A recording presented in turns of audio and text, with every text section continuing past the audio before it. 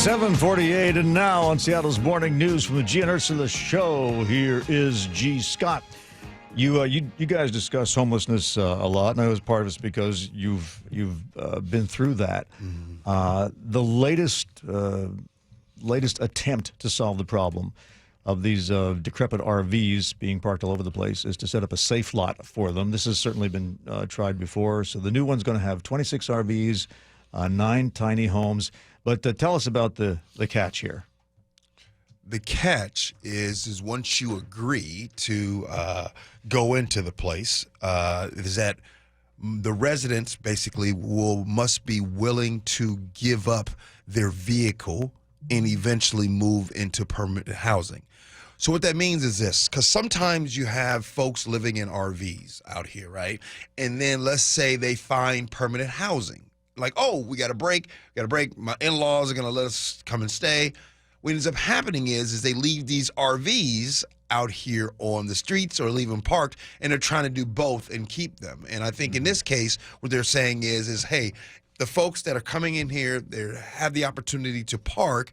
If they do find that permanent housing, we won't, these vehicles won't just be left all over.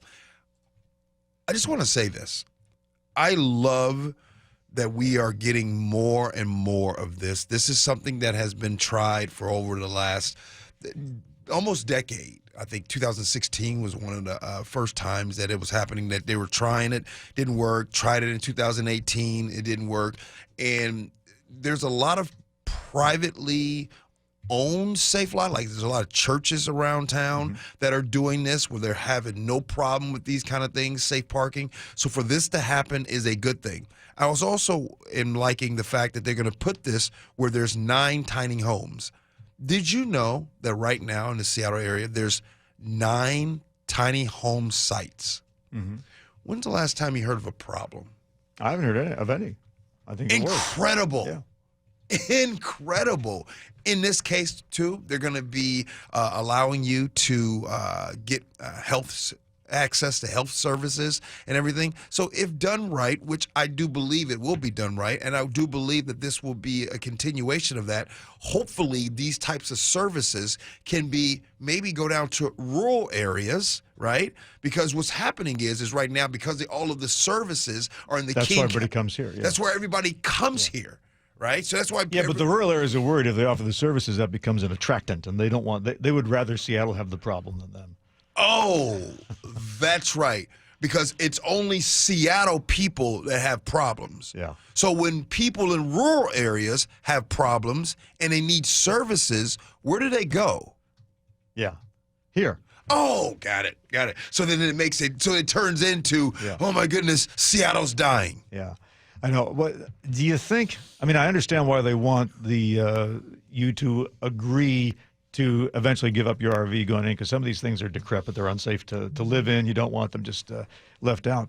But there are some people who just don't like rules. Isn't that true? True. No doubt about it. So, for an example, as someone who Rob Sims, I tell the story all the time how he saved my life when I was living in my car. And I was thinking about this as well. You make a very good point. When I went to go live in Rob Sims' other room in his home, and if Rob said to me, okay, you can live here, here are the rules. The rules are this. G, you must be in the house by 6:30, 7 o'clock at the latest. Doors locked. You must be out of the house at 7 a.m. every day. This needs to be all the time. You cannot have this type of drink and this type of beverage. Nobody is allowed to come and see you. Again, I know people are thinking, like, well, it's just because you are in a desperate situation, just because life is hard for you, doesn't mean that you like all of these rules that are going to be placed on you. And so you're right, Dave. It is tough for that. And I know it's easy for people to just say, oh, tough cookie. But no, you like rules like that? Could you imagine that? No. It'd be tough. When you're a child, yes. But, I've seen 6-year-olds who rebel at rules like that. So, yeah. G. Scott with Ursula starting at 9 on Cairo News Radio.